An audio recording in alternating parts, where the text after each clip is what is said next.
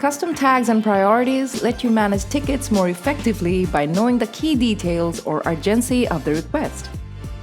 You can set up tags from the General Settings tab. Just click Add New, enter name, and a description, and you're done. We created a tag for site bugs that are reported to us from time to time. Now for adding these tags, we'll use Fluent Support's automatic workflows.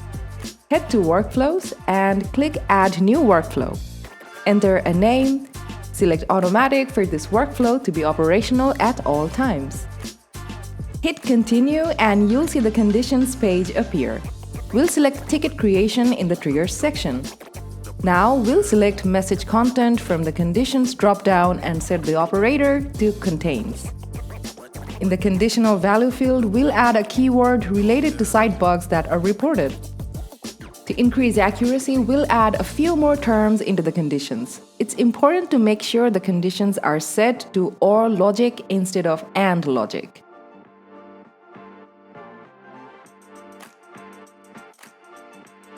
Next, we select Add Tags action from the Actions drop-down. We'll pick the tag and add a title for the action for later reference.